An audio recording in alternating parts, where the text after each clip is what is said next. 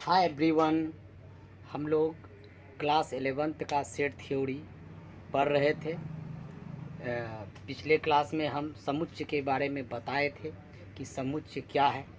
तो आज हम लोग उससे आगे सीखेंगे। उससे पहले जो है आप लोग मेरे चैनल को सब्सक्राइब करें और साथ साथ में जो है लाइक भी करें और बेल आइकन को ज़रूर दबाएं ताकि आपको हर एक न्यूज़ जो है नोटिफिकेशन जो है मिलते रहे। चलते हैं हम लोग समुच्चय सिद्धांत। तो हम पिछले वीडियो में बताए थे, पिछले क्लास में बताए थे कि सेट जो है सुपरिभाषित वस्तुओं का सुपरिभाषित संग्रह होता है।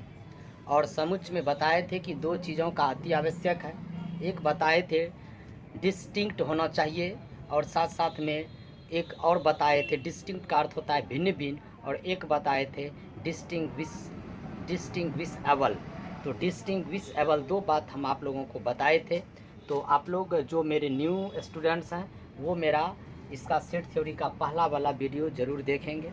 आज हम लोग चलते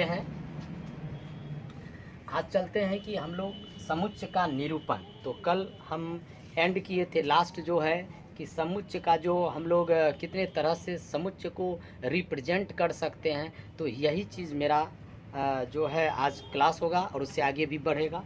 तो देखिए आप लोग यहाँ समुच्चय का निरूपण, समुच्चय का निरूपण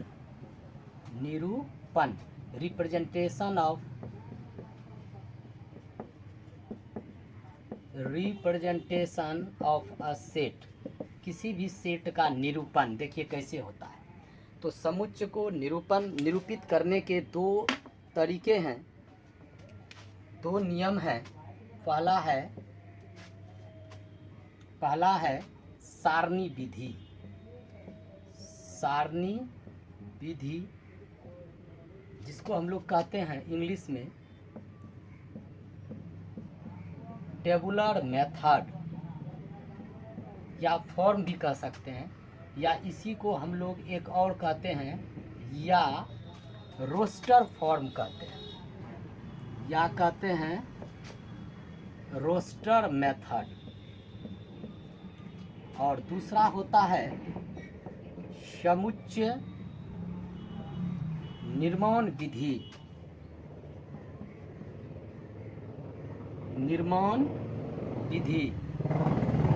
जिसको हम लोग इंग्लिश में कहते हैं सेट बिल्डर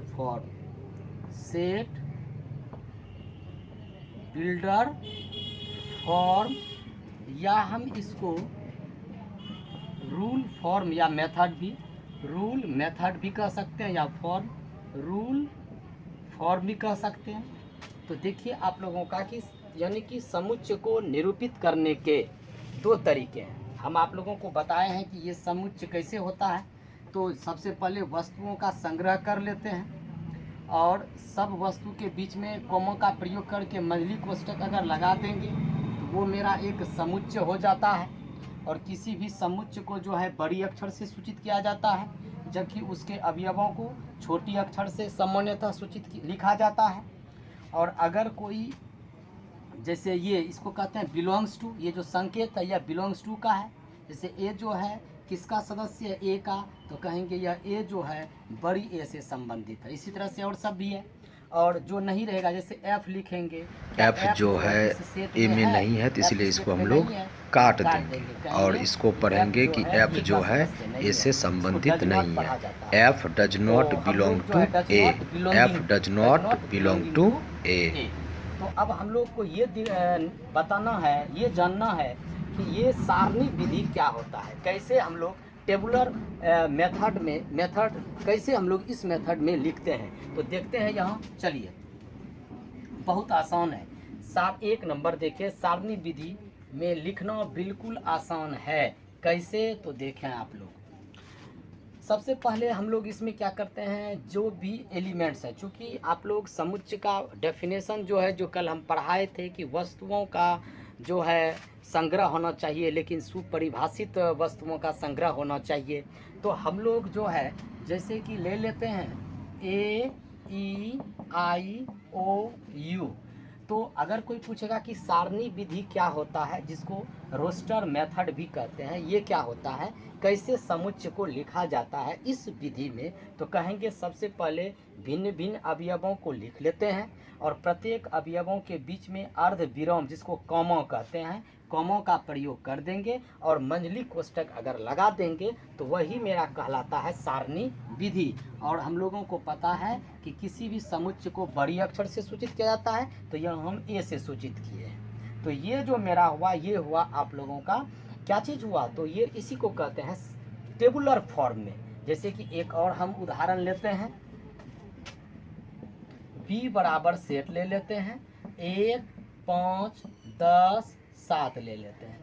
तो ये भी एक हम लोग क्या किए, सबसे पहले भिन्न भिन्न अवयवों को ले लिए, सजा लिए और प्रत्येक अवयव के बीच में कॉमा का प्रयोग कर दिए और मंझली कोष्टक अगर लगा देंगे तो यही मेरा कहलाता है टेबुलर फॉर्म या टेबुलर मेथड कहलाता है। इस मेथड में लिखना बिल्कुल आसान है। कैसे लिखेंगे, तो सबसे पहले भिन्न भिन्न अवयवों को लिख लेंगे और भिन्न भिन्न अवयवों के बीच में, प्रत्येक अवयवों के बीच में कॉमा का प्रयोग कर देंगे और फिर मंझली कोष्टक अगर लगा देंगे तो ये मेरा क्या हो जाएगा, सारणी विधि में ये होगा। जैसे कि एक और ले लेते हैं हम लोग, c बराबर मान लेते हैं, c बराबर 2 4 6 8 10। ये भी देखिए भिन्न भिन्न अवयव हैं और हम लोग क्या किए हैं, भिन्न भिन्न अवयवों को आराम से लिख लिए और कॉमा का प्रयोग कर दिए और लास्ट में अगर हम लोग मंझली कोष्टक कर ली, ब्रैकेट अगर लगा देंगे, इस तरह से अगर लिखेंगे तो ये मेरा टेबुलर मेथड कहलाता है। अब एक और उदाहरण प्रस्तुत करते हैं। जैसे ले लेते हैं d बराबर a ले लेते हैं, g ले लेते हैं, i ले लेते हैं, k ले लेते हैं। तो ये भी मेरा क्या है, तो ये जो है ये भी मेरा यह जो लिखे हैं किस मेथड में लिखे हैं, तो यह टेबुलर मेथड में या रोस्टर मेथड या टेबुलर फॉर्म या रोस्टर फॉर्म में ये लिखा हुआ है। तो इसको लिखना जो है सारणी विधि में बिल्कुल आसान है, लेकिन अगर हम लोग चैलेंज अगर लेंगे, स्वीकार करेंगे, तो वो है मेरा जो उसके बाद मेथड है जिसको हम लोग कहते हैं समुच्चय निर्माण रूप या समुच्चय निर्माण विधि। उसको हम लोग सीखेंगे और उस पर हम लोग क्वेश्चन को भी हल करेंगे। तो देखिए आप लोग, सबसे पहले समुच्चय 2 नंबर में आप लोगों का था समुच्चय निर्माण विधि, निर्माण विधि जिसको कहते हैं सेट बिल्डर फॉर्म या मेथड भी कह सकते हैं, फॉर्म या मेथड, और या जिसको कहते हैं रूल फॉर्म। देखिए रूल मतलब आप समझ ही गए होंगे। देखिए ये अगर आप नहीं समझे हो तो कोई दिक्कत नहीं, लेकिन आप रूल फॉर्म समझ गए होंगे। नियम, रूल मतलब होता है नियम, नियम रूल मतलब क्या होता है, नियम होता है। यानी कि इसमें तो कुछ ना कुछ जरूर कुछ ऐसा है। ये तो साधारण आदमी था, इसमें ये साधारण आदमी था, बिल्कुल जो है सादा साधा, एकदम सीधा साधा कपड़ा पहनने वाला, एकदम इसको लिखना आसान था। लेकिन इसमें ये बड़ा टेढ़ा है, इसमें रूल है। यानी कि ये जो है कहता है कि हम ऐसे नहीं जाएंगे, ऐसे हम नहीं करेंगे, मेरा भी कुछ जो है ना एटीट्यूड है और हम ऐसे कहीं नहीं जाने वाले हैं, मेरा ये नियम है, हम नियमबद्ध हैं। तो क्या है, वही चीज़ जानना है समुच्चय निर्माण विधि। तो ये चीज़ याद रखना है कि इसमें कुछ नियम होते हैं। क्या नियम है, किस नियम को फॉलो करेंगे, वो चीज़ जानेंगे। तो जैसे कि ये क्या होता है, इसमें लिखना है किसको, तो समुच्चय का निरूपण करना है, समुच्चय को लिखना है। किस रूप में लिखना है, तो समुच्चय निर्माण रूप में लिखना है। जैसे ये 1 नंबर आपका है AEIOU, तो इसमें क्या कैसे लिखा जाता है, तो सबसे पहले वैसे समुच्चय, जैसे हम यहाँ आप देख रहे हैं A बराबर AEIOU, तो ये जो आप जो सेट के जो ये एलिमेंट्स आप देख रहे हैं, ये एक विशेष गुण के तहत लिखा हुआ है। यह एक विशेष गुण को जो है शो कर रहा है, दिखा रहा है। क्या दिखा रहा है ये चीज़, आप लोग भी इंग्लिश पढ़े होंगे और इंग्लिश में आप लोग जानते होंगे अल्फ़ाबेट्स जानते होंगे और उसमें भी आप लोग वॉवेल जानते होंगे। वॉवेल्स आप लोग जानते होंगे कि AEIOU, इसको हम लोग वॉवेल्स कहते हैं। ये जो है इंग्लिश वर्णमाला के जो हैं 26 वर्णों में ये 5 जो है ये क्या है, वॉवेल्स है, जिसको हम लोग हिंदी में स्वर वर्ण कहते हैं। तो यह जो समुच्चय जो है यह एक विशेष, उसके जो ये सब अवयव जो हैं यह एक विशेष गुण को शो कर रहा है। तो हम लोग उसी को समुच्चय निर्माण विधि में लिखेंगे जो कि विशेष गुण को दिखाता हो। ये फिर कुछ नहीं है विशेष गुण। देखिए ये जो आप सेट देख रहे हैं 1, 5, 10, 7, इसमें कुछ विशेष नहीं है, कुछ भी इसमें कुछ विशेष गुण भी नहीं शो कर रहा है। और आप लोग कहेंगे कि पहले 10 लिखे हैं फिर 7 लिखे हैं, तो किसी भी समुच्चय को, इस समुच्चय में क्रम का कोई महत्व नहीं होता है। कोई अगर लिखेगा 1, 2, 5, 10 लिखेगा, और कोई ऐसे ही लिखेगा 10, 1, 5, 2, तो ये सेट में क्या होता है कि क्रम का कोई महत्व नहीं होता है। सेट में सिर्फ भिन्न भिन्न अवयवें होनी चाहिए और साथ साथ में भिन्न भिन्न के साथ साथ में क्या होनी चाहिए, बस इस तरह से लिखा हुआ होना चाहिए।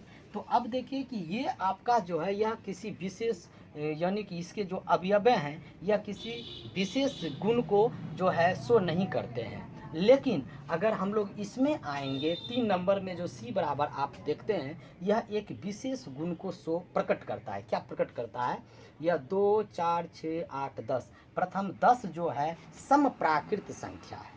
देखिए प्राकृत संख्या हम लोग कहते हैं कि गिनती की संख्या को प्राकृत संख्या कहते हैं। उसमें सम, तो सम देखिए 2 सम है, 4 है, 6 है, 8 है, 10, तो प्रथम 5 सम प्राकृत संख्या क्या होगा, 2, 4, 6, 8, 10 देखिए है। तो ये एक विशेष गुण को दिखा रहा है। फिर इसमें देखिए ये कुछ नहीं है, इसी तरह से लिखा हुआ है, तो ये और ये दोनों विशेष गुण को नहीं दिखा रहा है। तो इस दोनों में कुछ ना कुछ नियम है। इसी नियम को हम लोग कैसे इसमें लिखेंगे जो कि ये आपका समुच्चय निर्माण विधि हो जाएगा। तो इसको लिखने का तरीका है, इसी को लिखेंगे ए बराबर, इसको अगर लिखेंगे समुच्चय निर्माण रूप में, इस सबको हम नहीं लिख सकते हैं क्योंकि ये विशेष गुण इसके अवयव जो है शो नहीं कर रहा है। अगर इसका भी अवयव विशेष गुण शो करता तो हम इसको इस रूप में लिखते। चलते हैं पहले इसको कैसे लिखेंगे। तो इसको लिखने का तरीका है इस तरह से, एक्स सच डेट एक्स, इसको हम लोग पढ़ते हैं सच डेट, सच डेट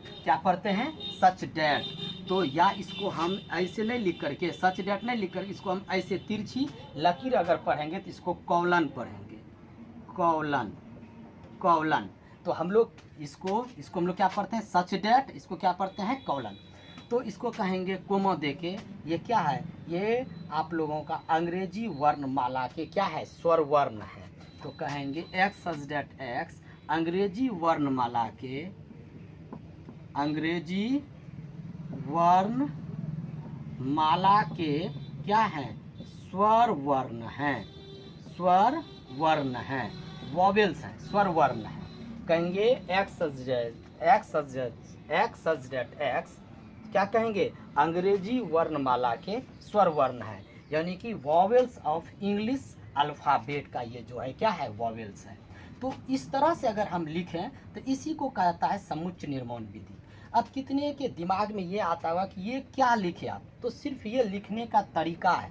तो x कहाँ से आया, क्या y नहीं हो सकता है, जी हाँ, आप y भी लिख सकते हैं, y सच डेट y, कोई लिखेगा z सच डेट z। तो ये सिर्फ एक लिखने का तरीका है। इस तरह से अगर आप लिखते हैं तो यही मेरा कहलाता है समुच्चय निर्माण विधि। जैसे कि आप लोगों का ये क्या इस समुच्चय को समुच्चय निर्माण विधि में लिख सकते हैं, जी नहीं, बिल्कुल नहीं, क्योंकि इसको कहते हैं रूल फॉर्म। तो इसमें कुछ नियम है ही नहीं। तो जिसमें नियम नहीं है उसको हम लोग समुच्चय निर्माण विधि में नहीं लिख सकते हैं। जैसे यहाँ देखिए आप लोग, एक है सी बराबर 3 नंबर में, ये 1 नंबर था, सी बराबर है कितना है, 2, 4, 6, 8, 10। तो हम इसको ये कह सकते हैं एक्स सच डेट एक्स कोमा, प्रथम 5 सम संख्याएं हैं, प्रथम 5 सम संख्याएं हैं। इंग्लिश में अगर कहेंगे एक्स सच डेट एक्स, फर्स्ट 5 कौन सा नंबर, तो इवन नंबर, इवन नंबर, यानी कि एक्स सच डेट एक्स, एक्स सच डेट एक्स क्या है, first 5 even natural number, even natural number, ये हो गया। अगर इस तरह से अगर first 5 even natural numbers S हो जाएगा, या प्रथम जो है फर्स्ट 5 इवन नेचुरल नंबर्स है, प्रथम 5 जो है यह क्या है, सम है, फर्स्ट 5 इवन नेचुरल नंबर्स है। या आप इसको अगर दूसरे तरीके से लिखना चाहते हैं तो कैसे लिखेंगे, तो देखिए हम इसी को लिखते हैं, बिल्कुल आप मेरे साथ बने रहें। हम मेरा मन हो कि अब हम इस तरह से नहीं लिखें, आप लोगों को शायद यहाँ दिखाई नहीं दिया होगा, आप इसको इस तरह से यहाँ भी देखिए, x such that x, English में आप यहाँ लिख सकते हैं एक्स सच दैट एक्स, क्या चीज़, फर्स्ट 5 इवन नेचुरल नंबर्स, इस तरह से आप लोग इसको लिख सकते हैं इंग्लिश में। या प्रथम 5 सम संख्याएं हैं, कौन सी संख्या है, प्रथम 5 प्राकृत संख्याएं, प्रथम 5 दे दीजिए प्राकृत संख्या है, प्रथम 5 सम प्राकृत संख्या है, यहाँ प्राकृत संख्या है दे दीजिए।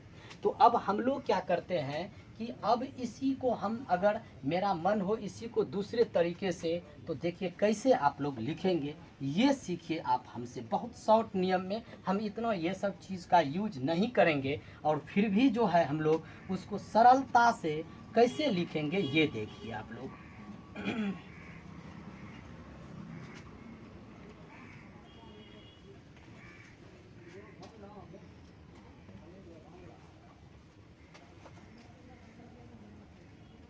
चलिए, यहाँ हम लोग अभी लिखे थे C बराबर लिखे थे 2 4 6 8 10।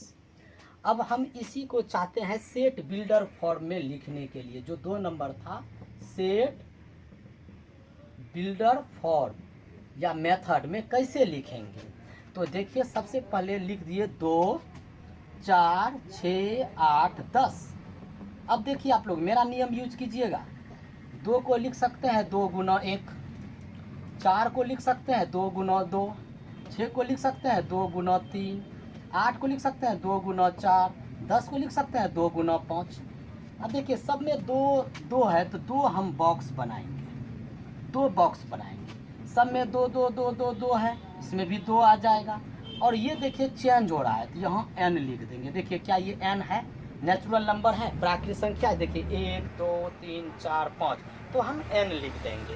तो इसको कैसे तब लिखेंगे, इसको तो लिखेंगे x सच डेट x बराबर, x सच डेट x बराबर लिखेंगे 2n और कोमा n का मान पूछेंगे कि n क्या है, तो n प्राकृतिक संख्या है। देखिए देखिए n है ना, क्या है 1 2 3 4 5, क्या है ये प्राकृतिक संख्या है, गिनती की संख्या है।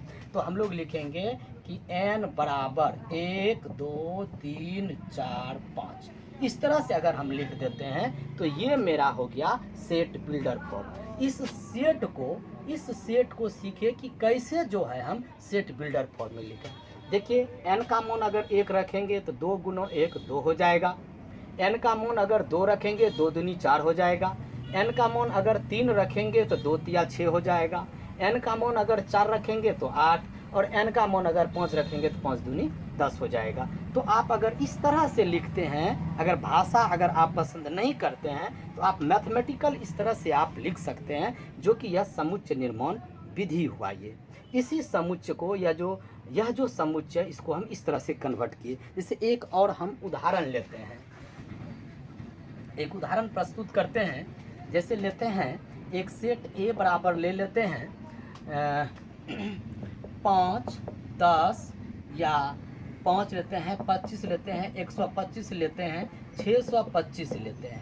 अब ये जो समुच्चय है इसको लिखना है सेट बिल्डर फॉर्म में। कैसे लिखेंगे, कैसे इसको सेट बिल्डर फॉर्म में लिखेंगे, तो आप देखिए सेट बिल्डर फॉर्म में कैसे लिखेंगे।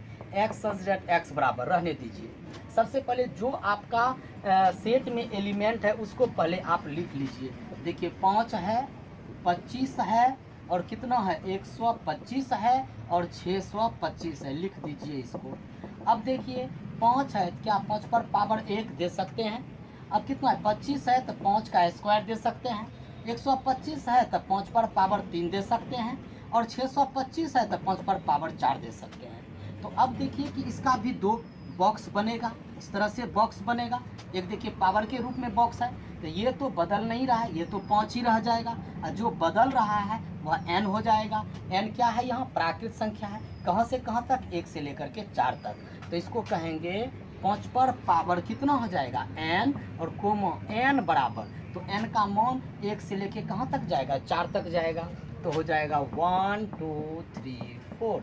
अगर हम इस तरह से अगर लिख देते हैं, यही मेरा हो गया सेट बिल्डर फॉर्म या सेट बिल्डर मेथड, जिसको हम लोग कहते हैं रूल फॉर्म या प्रॉपर्टी मेथड, ये हो गया।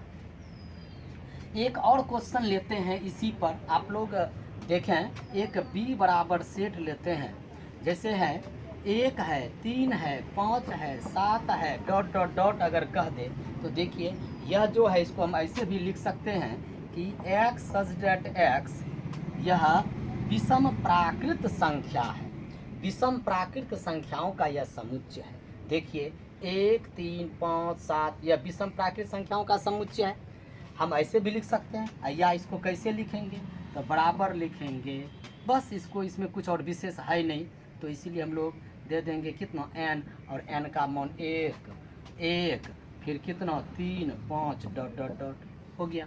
तो इस तरह से, लेकिन ये ऐसे भी लिख सकते हैं या ऐसे भी कह सकते हैं, यह विषम प्राकृत संख्याओं का समुच्चय है, इस तरह से भी हम कह सकते हैं। तो आप लोग जो है, चलिए आप लोग इस तरह से अगर रहेगा तो आप लोग बनाएंगे कुछ क्वेश्चन और हम लेते हैं। देखिए आप लोग सीखिए कि सेट बिल्डर फॉर्म में कैसे जो है लिखा जाता है, और फिर आप लोग तब एक्सरसाइज जो है एनसीईआरटी का आप लोग हल करेंगे।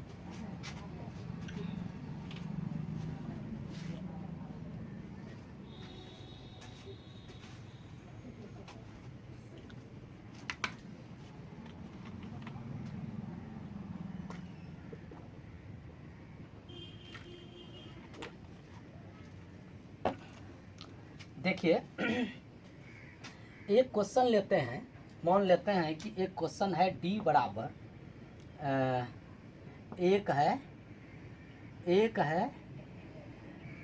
4 है, 9 है, 16 है, डॉट डॉट डॉट 100 है। तो ये देखिए इस सेट को लिखना है सेट बिल्डर फॉर्म में।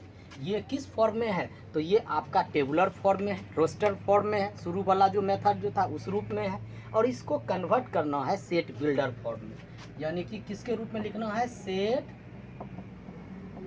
बिल्डर फॉर्म में लिखना है। इसको कैसे लिखेंगे, तो देखिए थोड़ा सा, सबसे पहले 1 है, फिर कितना है 4 है, फिर कितना है 9 है, फिर कितना है 16 डॉट डॉट डॉट 100 है। क्या आप इसको लिख सकते हैं 1 का स्क्वायर, आप 4 को 2 का स्क्वायर, 9 को 3 का स्क्वायर, 16 को 4 का स्क्वायर, 100 को 10 का स्क्वायर, तो डॉट डॉट डॉट है। इसमें देखिए फिर 2 खटाल बनेगा, इसमें 2 खटाल बनेगा, एक देखिए सब में ये देखिए ये शुरू वाला बदल रहा है, तो जो बदलेगा n लिखेंगे, आई तो सब में 2 2 2 2 पावर है तो 2 दे दीजिए। अब n का मान कहाँ से कहाँ तक, 1 से लेकर के 10 तक, तो हम लोग इसको लिखेंगे d बराबर क्या लिखेंगे, x सच डेट x बराबर n स्क्वायर, क्या लिखेंगे n स्क्वायर, और n का मान कहाँ से कहाँ तक होगा, तो 1 से लेकर के कहाँ तक, 10 तक, तो लिख दीजिए 1 2 3 डॉट डॉट डॉट कितना 10। अब आप देख सकते हैं n का मान 1 रखेंगे, 1 का स्क्वायर 1 होगा, n का मान 2 रखेंगे, 2 का स्क्वायर 4 होगा, n का मान अगर 3 रखेंगे, 3 का स्क्वायर कितना हो जाएगा, 9 हो जाएगा। इसी तरह से आप लोग बना सकते हैं। तो ये रहा आप लोगों का सेट बिल्डर फॉर्म। तो हमको लगता है कि आप लोग जो है सेट बिल्डर फॉर्म से क्वेश्चन जितना भी रहेगा तो आप बना सकते हैं। तो चलते हैं हम लोग अब आगे जो है, तो पढ़ लिए समुच्चय, पढ़ लिए हम लोग, फिर पढ़े हम लोग कि समुच्चय का निरूपण, समुच्चय को किस तरह से निरूपित करते हैं, फिर समुच्चय को कितने तरीके से लिखने, मतलब कि लिखने का कौन कौन सा नियम है। अब हम लोग पढ़ते हैं 2 समुच्चय पढ़ते हैं, समुच्चय में 2 चीज़ पढ़ते हैं। अब एक पढ़ते हैं परिमित समुच्चय और एक पढ़ते हैं अपरिमित समुच्चय पढ़ते हैं। तो देखते हैं परिमित समुच्चय क्या होता है। परिमित समुच्चय जिसको इंग्लिश में कहते हैं फिनाइट सेट, और एक होता है अपरिमित समुच्चय जिसको कहते हैं इनफिनाइट सेट कहते हैं। तो हम लोगों को फिनाइट मतलब होता है, मतलब निश्चित होता है फिनाइट, इनफिनाइट मतलब अनिश्चित होता है। तो अगर कोई पूछे परिमित समुच्चय किसे कहते हैं, वैसा समुच्चय जिसके अवयवों को हम गिन सकते हैं, जिसके अवयव फिनाइट हो, जिसके अवयव निश्चित हो, वैसा समुच्चय जिसके अवयव को हम गिन सकते हैं, वैसा समुच्चय जिसके अवयव फिनाइट हो, परिमित हो, निश्चित हो, समझ गए। तो वैसे समुच्चय को हम लोग कहते हैं परिमित समुच्चय कहते हैं। अगर कोई सेट जो है फिनाइट सेट है तो आप समझ जाइए कि उसके एलिमेंट्स को हम बता सकते हैं कि इसमें कितने एलिमेंट्स हैं, हाउ मेनी एलिमेंट्स आर, ठीक है। तो इन दिस सेट, तो जैसे कि हम लोग कहेंगे कि परिमित समुच्चय क्या होता है, तो वैसा समुच्चय जिसके हम लोग अवयवों को गिन करके बता सकते हैं, जिसके अवयव वैसा समुच्चय जिसके अवयव क्या हो, परिमित हो, तो हम इसको कह सकते हैं 1 2 3 4।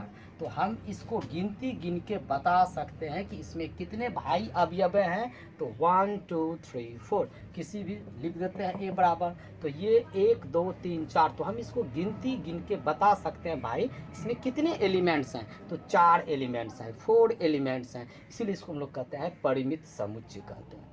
जैसे एक और उदाहरण b बराबर लिखते हैं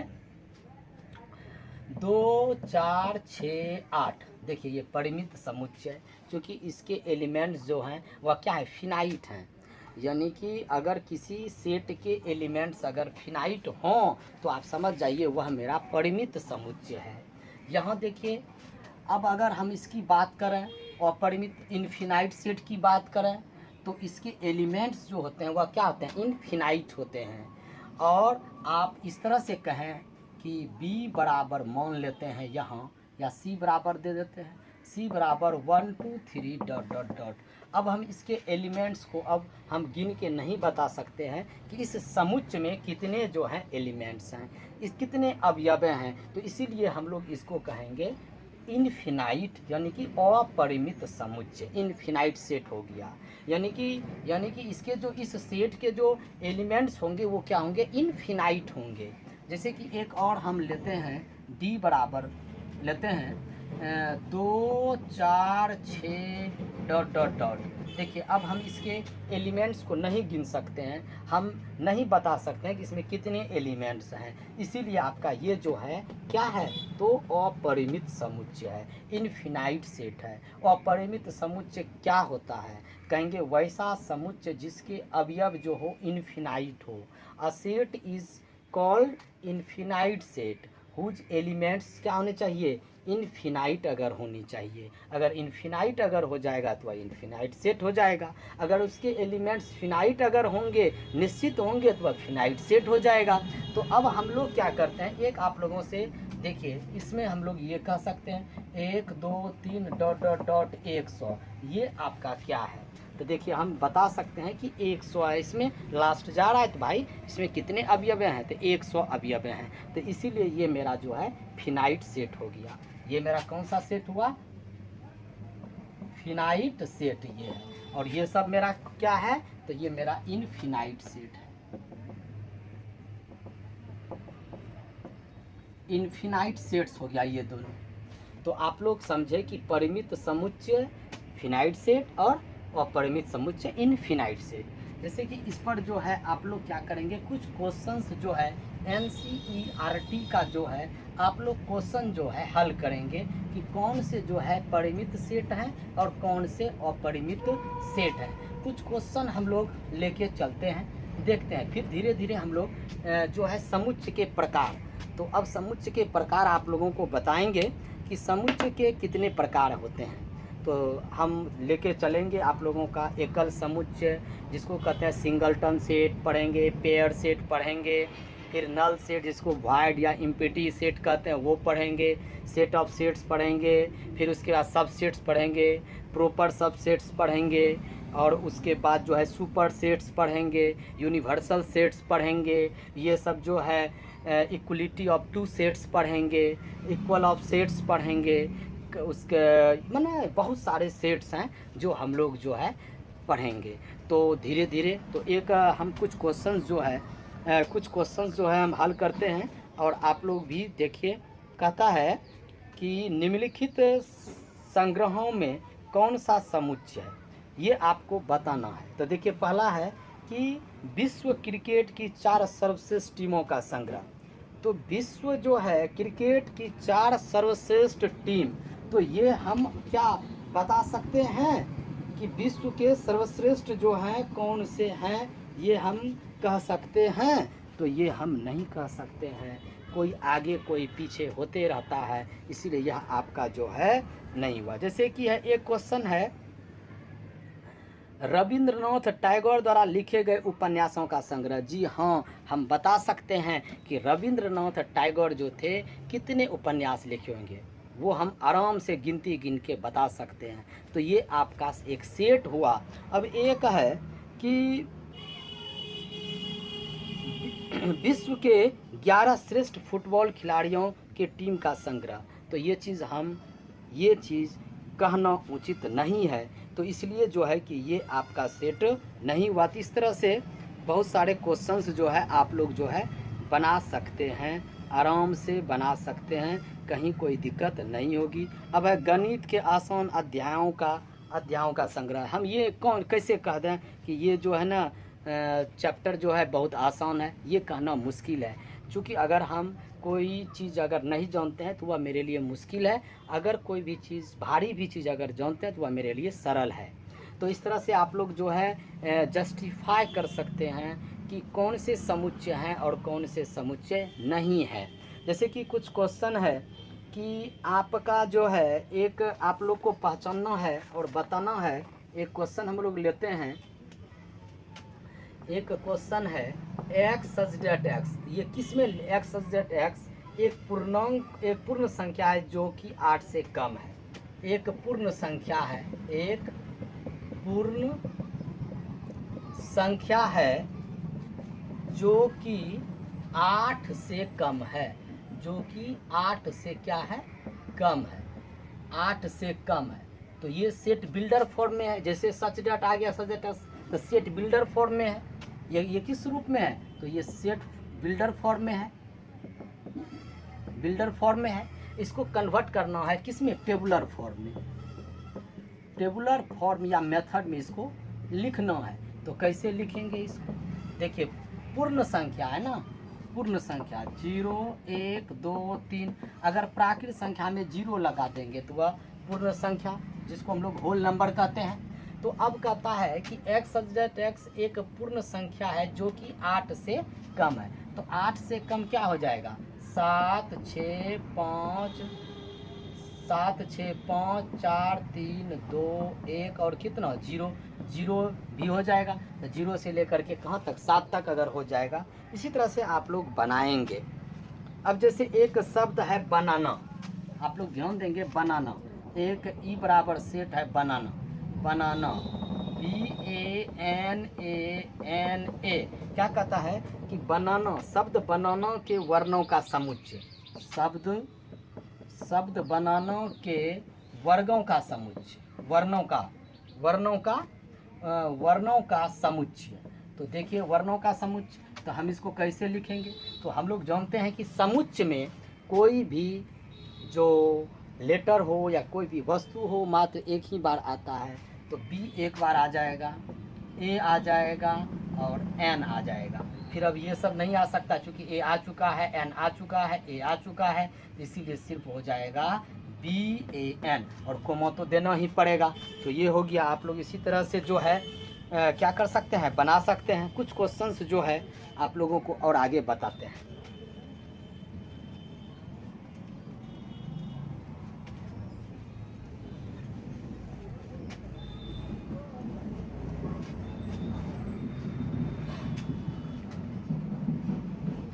देखिए चलिए, तो हम लोग कुछ टॉपिक ही पढ़ लेते हैं, क्योंकि आप लोग जो है NCERT सबसे पहले इसको हल करेंगे, और वो भी आप लोग एक्सरसाइज 1.1 सबसे पहले हल करेंगे, इसको हल करेंगे। तो आप लोगों को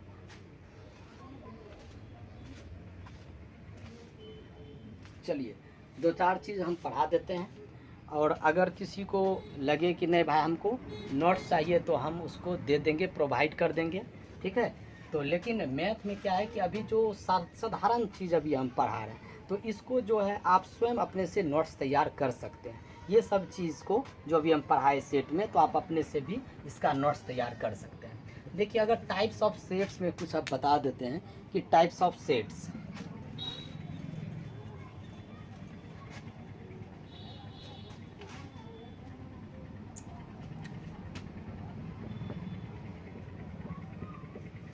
टाइप्स ऑफ सेट्स, समुच्चयों के प्रकार हैं। कितने प्रकार के सेट होते हैं? तो सबसे पहला चीज है एकल समुच्चय।